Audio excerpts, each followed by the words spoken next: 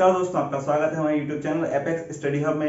यह है हमारा मेजरमेंट एंड मैकेनिक्स चैप्टर का पार्ट 3। तो इस वीडियो में हम पढ़ेंगे मोशन के बारे में। तो देखिए, सबसे पहले मोशन को पढ़ते हुए बात करते हैं मोशन क्या होता है। तो देखिए, अगर हमारे पास कोई एक ऑब्जेक्ट है और वो टाइम के साथ साथ, जैसे कि टाइम पीरियड बदलता जाता है, बढ़ता जाता है, उसके साथ साथ वो अपनी पोजीशन को चेंज करता रहे, तो हम ये कहेंगे कि जो ऑब्जेक्ट है वो मोशन कर रहा है। यानी कोई वस्तु गति कब करेगी?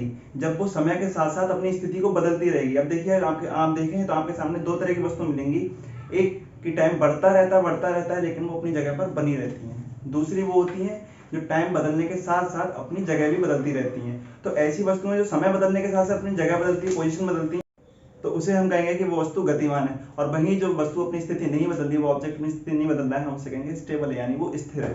आगे बात करते हैं। देखिए, सबसे पहले हमारी चीज है डिस्टेंस। तो डिस्टेंस क्या है और एक दूसरी टर्म है वो है डिस्प्लेसमेंट। ये दोनों बहुत ही मिलते जुलते हैं। तो बात करते हैं डिस्टेंस की। डिस्टेंस क्या होता है? अगर कोई व्यक्ति ए बिंदु से बी बिंदु पर जाना है किसी को, ठीक है, तो ए पॉइंट से बी पॉइंट पे जाने के लिए वो कई सारे रास्ते, पाथ चुन सकता है, पाथ 1, पाथ 2, पाथ 3।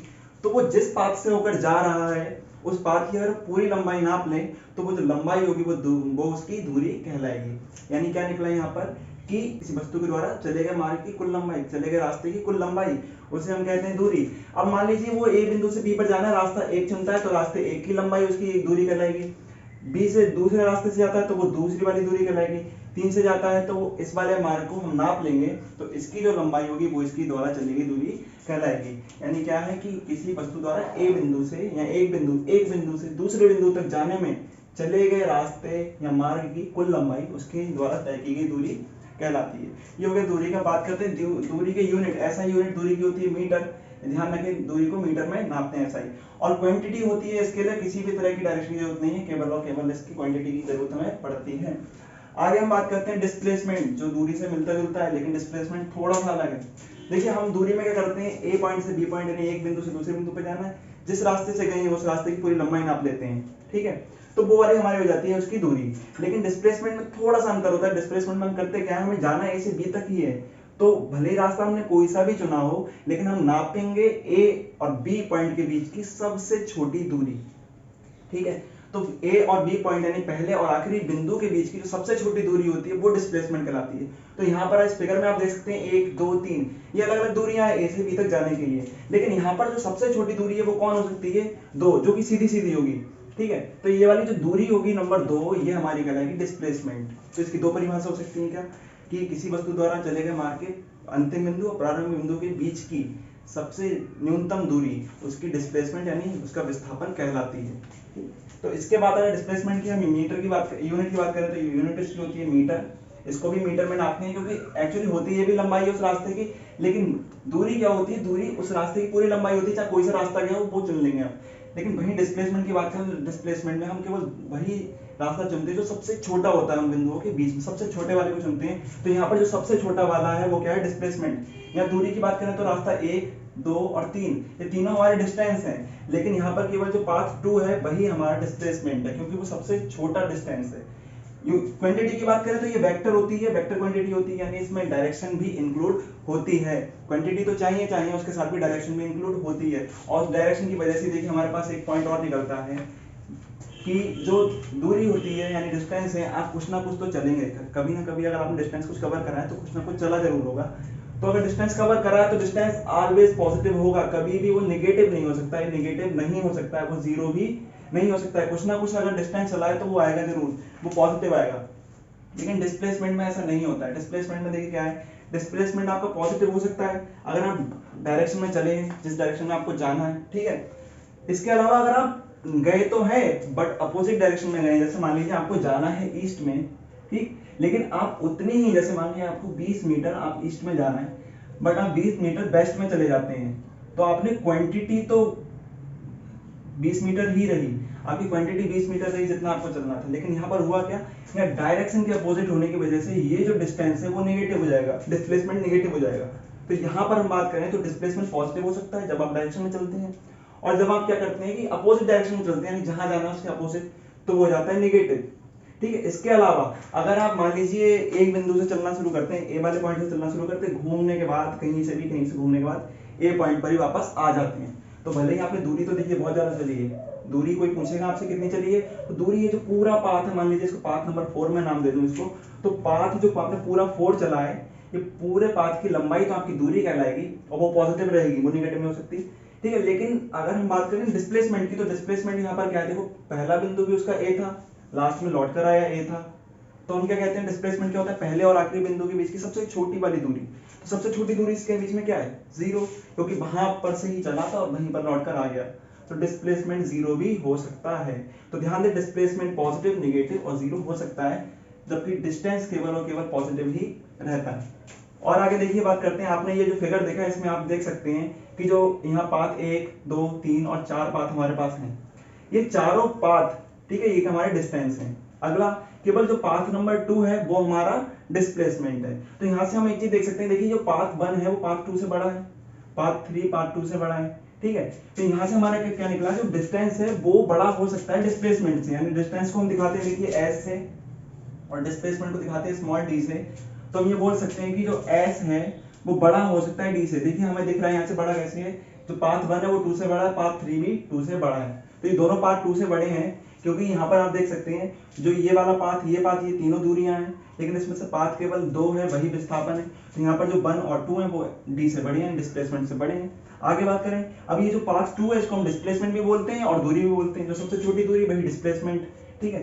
तो यहाँ से जो ये वाला दूरी है, तो पाथ 2 के लिए 1 और 3 के लिए बात हुई, और हम अगर 2 के लिए बात करें तो जो s है वो बराबर हो जाएगा d के, यानी जो दूरी है वो d से, यानी डिस्प्लेसमेंट से बड़ी हो सकती है और डिस्प्लेसमेंट के बराबर भी हो सकती है, हम यहाँ से देख सकते हैं फिगर से। तो इनको अगर दोनों कंबाइन कर दे तो हमारे पास क्या निकलेगा कि distance greater than equal to displacement, या distance upon displacement is greater than equal to 1। इसको यहाँ पर आप बटे में ले आएंगे तो ये displacement upon distance upon displacement greater than equal to 1 हो जाएगा। आगे बात करते हैं स्पीड की। तो स्पीड है टाइम, डिस्टेंस और टाइम का रेशियो। तो जो आप डिस्टेंस कवर करते हैं, जो दूरी चलते हैं और जितना समय लेते हैं उस दूरी को चलने में, तो उन दोनों का जो रेशियो होता है, उन दोनों का अनुपात वेग स्पीड कहलाता है, ठीक है, क्या कहलाता है, स्पीड कहलाता है। तो किसी वस्तु के द्वारा चली गई दूरी और समय का अनुपात क्या कहलाता है, स्पीड। आगे हम बात करें डिस्प्लेसमेंट की, तो डिस्प्लेसमेंट से मिलकर बनता है हमारा वेलोसिटी यानी वेग, जो क्या होता है किसी वस्तु के द्वारा, किसी ऑब्जेक्ट के द्वारा डिस्प्लेसमेंट जो कवर करा जाता है और उसके कवर करने में लगा टाइम, उन दोनों का रेशियो, उन दोनों का अनुपात उसका वेलोसिटी कहलाता है। तो v इज इक्वल टू होता है s अपॉन t यानी दूरी बटे समय, यानी डिस्टेंस अपॉन टाइम। सेम अगर यहाँ बात करें वेलोसिटी की, तो वेलोसिटी यानी वेग है, जो कि सदिश राशि है, इसलिए इसको वेक्टर से लगाकर दिखा रहे हैं। तो ये होता है d अपॉन टी या r अपॉन टी भी इसको कर सकते हैं, रिप्रेजेंट करते हैं। बात करते हैं कि यूनिट की, तो यूनिट दोनों की सेम होती है, जो कि होती है मीटर प्रति सेकंड, उसकी भी होती है मीटर प्रति सेकंड। स्पीड जो हमारी स्केलर क्वांटिटी होती है, क्योंकि देखिए आप ये मिलकर बनी है दूरी से, तो दूरी इन दोनों में से कोई भी वेक्टर नहीं है, तो ये भी वेक्टर नहीं होती, स्केलर होती है। वेलोसिटी की बात करें तो वो डिस्प्लेसमेंट से मिलकर बनी है, जो कि वेक्टर है, इस वजह से जो वेलोसिटी होती है वो भी वेक्टर क्वांटिटी होती है। रिप्रेजेंट करते हैं स्पीड को v से और वेलोसिटी को करते हैं v वेक्टर से, उसके ऊपर वेक्टर डिनोट कर देते हैं। आगे इसके टाइप की बात करें तो उससे पहले हम ये समझ लेते हैं कि जैसे हमने अभी डिस्टेंस और डिस्प्लेसमेंट के बीच में रिलेशन पढ़ा था, s greater than equal to D, ये पढ़ा था अभी पीछे, ठीक है। तो यहाँ पर देखिए अगर मैं दोनों को टाइम से डिवाइड कर दूं, तो आगे इसको जब टाइम से डिवाइड करेंगे तो ये हो जाएगा t, क्योंकि देखिए दोनों को ही टाइम से डिवाइड करा है तो कोई फर्क नहीं पड़ेगा, दोनों तरफ t से डिवाइड कर दिया। तो आप इसको देखिए, अब s अपॉन टी क्या होता है, v, और d अपॉन टी क्या होता है, v वेक्टर, ठीक है, v वेक्टर। तो यहां से हमारे पास क्या निकला, जो v यानी स्पीड है वो ग्रेटर देन इक्वल टू हो सकती है वेलोसिटी के। इसका मतलब ये हुआ जो स्पीड है वो हमेशा बड़ी होगी या बराबर होगी वेलोसिटी के, स्पीड बड़ी होगी या बराबर होगी वेलोसिटी के, कभी उससे छोटी नहीं हो सकती। यहाँ से हम ये भी निकाल सकते हैं कि v upon v vector is greater than equal to 1, यानी हम ये भी कह सकते हैं स्पीड और वेलोसिटी का जो रेशियो होता है वो ग्रेटर देन इक्वल टू होता है 1, 1 से हमेशा बड़ा होता है, उससे छोटा नहीं होता है। तो स्पीड पता चल गई, जो डिस्टेंस आपने कवर करा है उसमें लगा टाइम, इन दोनों का रेशियो स्पीड कहलाता है, और जो आपने डिस्प्लेसमेंट कवर करा है और टाइम, उन दोनों का रेशियो वेलोसिटी कहलाता है। आगे बात करें इनके प्रकारों की, तो देखिए सबसे पहले हम स्पीड में चलते हैं। पहला टाइप है हमारा यूनिफॉर्म स्पीड। यूनिफॉर्म स्पीड में देखिए अगर कोई ऑब्जेक्ट इस तरह से गति करे कि वो इक्वल टाइम पीरियड के अंदर इक्वल डिस्टेंस कवर करे, तो उसकी जो स्पीड होगी वो यूनिफॉर्म होगी। नॉन यूनिफॉर्म मोशन की बात करें, नॉन यूनिफॉर्म स्पीड की बात करें तो उसमें जो ऑब्जेक्ट होता है वो डिफरेंट डिस्टेंस कवर करता है इन इक्वल टाइम पीरियड। देखिए जैसे कि अभी मैं आपको एग्जांपल देता हूँ, सेम पहले उसके बारे में बात कर लें हम वेलोसिटी के बारे में, तो हमने अभी दो की बात करी है, यूनिफॉर्म और नॉन यूनिफॉर्म, यानी इक्वल टाइम डिस्टेंस कवर करे इक्वल टाइम पीरियड में। टाइम पीरियड अगर इक्वल इक्वल है उसमें इक्वल डिस्टेंस कवर करता है कोई ऑब्जेक्ट, तो उसकी यूनिफॉर्म स्पीड कहलाएगी। इस तरीके से डिफरेंट अगर वो जो डिस्टेंस वो कवर करता है तो उसकी स्पीड नॉन यूनिफॉर्म कहलाएगी। आगे हम बात करें यूनिफॉर्म वेलोसिटी, तो सेम है कि equal distance displacement in equal time period. और अगर नॉन यूनिफॉर्म वेलोसिटी की बात करें तो हम different displacement in equal time period. Same है, देखिए वहां पर डिस्प्लेसमेंट कवर करेगा, यहाँ डिस्प्लेसमेंट करेगा, यहाँ पर करता है वो डिस्टेंस कवर। जैसे कि आप समझिए कि 5 सेकंड, ठीक है 5 सेकंड या 5 सेकंड के हमारे पास तीन time period, different time period दे रखे हैं, ये हमारे पास है टाइम पीरियड। ठीक, आगे इसके लिए अगर कोई वस्तु हमें ऐसी मिलती है, कोई ऑब्जेक्ट ऐसा आता है जो इस तरह से डिस्टेंस कवर करता है कि वो 5 सेकंड के अंदर करता है 10 मीटर कवर, अगले में 10 मीटर कवर करता है, अगले में 10 मीटर कवर करता है। तो ये या तो आप एस ले लिए, डिस्टेंस भी हो सकता है और ये डिस्प्लेसमेंट भी हो सकता है, हम दोनों को लेकर चलते हैं एक साथ। तो देखिए इक्वल टाइम पीरियड है और इनमें जितना उसने डिस्टेंस कवर करा है वो इक्वल है, डिस्प्लेसमेंट कवर करा है वो भी इक्वल है, या हम कहें इन दोनों का रेशियो भी इक्वल रहे तब भी बात वही रहेगी। 5 सेकंड में 10, 5 सेकंड में 10, 5 सेकंड में 10, और इनका रेशियो भी वही रहता है। जैसे मान लीजिए 5 सेकंड ना देकर यहाँ पर 10 सेकंड रखा हो तो इसकी जगह पर फिर 20 होना चाहिए, तब जाकर क्या होगा, जो इन दोनों का रेशियो आएगा वो सेम आएगा। तो इक्वल टाइम पीरियड के अंदर इक्वल डिस्टेंस कवर करता है, इक्वल डिस्प्लेसमेंट कवर करता है, तो यूनिफॉर्म स्पीड होगी और यूनिफॉर्म वेलोसिटी होगी। इसी तरीके से अगर अलग अलग करता है, जैसे मान लीजिए पहले में 10 करा, आगे उसने 12 करा, इधर 5 दे रखा है और यहाँ पर उसने 8 किया, तो यहाँ पर देखिए कि जो इक्वल टाइम पीरियड है 5 सेकंड 5 सेकंड 5 सेकंड, लेकिन जो डिस्टेंस है डिस्प्लेसमेंट उसने कवर कराया वो डिफरेंट है, तो उनकी जो वेलोसिटी होगी वो नॉन यूनिफॉर्म हो जाएगी और स्पीड होगी वो नॉन यूनिफॉर्म हो जाएगी। अभी आगे इसके ग्राफ की बात भी करेंगे, किस तरह के ग्राफ होते हैं। आगे चलते हैं इंस्टेंटेनियस स्पीड पर, यानी तात्कालिक चाल पर या तात्कालिक वेग पर, इंस्टेंटेनियस वेलोसिटी। तो ये देखिए कब होता है कि जब मान लीजिए हमारे पास कोई ऑब्जेक्ट है, वो मोशन कर रहा है या स्पीड है, उसकी कोई वेलोसिटी है, तो हम किसी छोटे से, बहुत छोटे से एक टाइम के लिए, एक किसी बीच के किसी टाइम के लिए हम उसमें कवर किए हुए डिस्टेंस को निकालें या उसमें कवर किए गए डिस्प्लेसमेंट को निकालें, तो रिस्पेक्टिवली उन्हें इंस्टेंटेनियस स्पीड और इंस्टेंटेनियस वेलोसिटी कहेंगे। ठीक है, जब हम बात कर रहे होते हैं स्पीड उसके डिस्टेंस की, तो हम कहते हैं उसको इंस्टेंटेनियस स्पीड। किसी छोटे से टाइम के अंदर हमने क्या निकाली है, छोटी सी दूरी।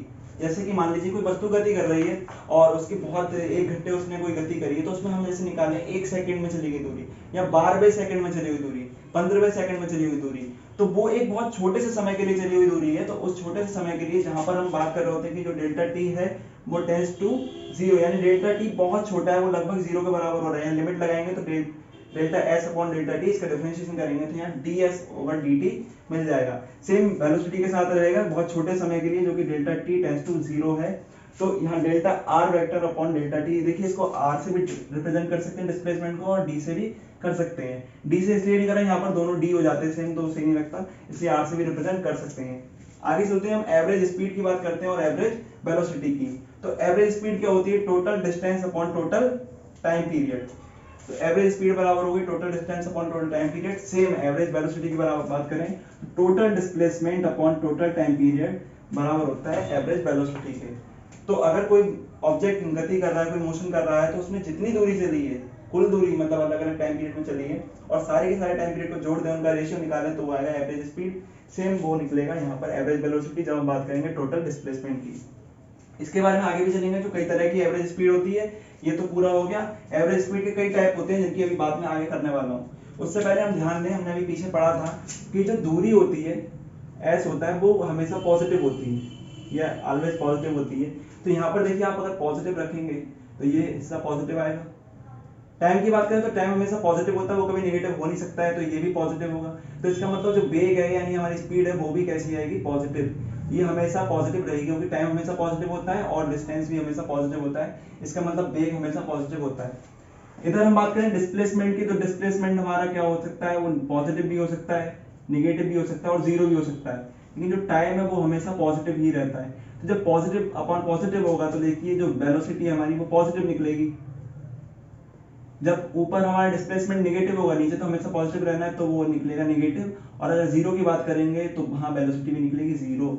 सेम इसमें जैसे कि डिस्प्लेसमेंट और डिस्टेंस के साथ है, वैसे ही स्पीड और वेलोसिटी के साथ होता है। स्पीड हमेशा पॉजिटिव होती है, जबकि वेलोसिटी होती है वो पॉजिटिव, नेगेटिव या जीरो हो सकती है।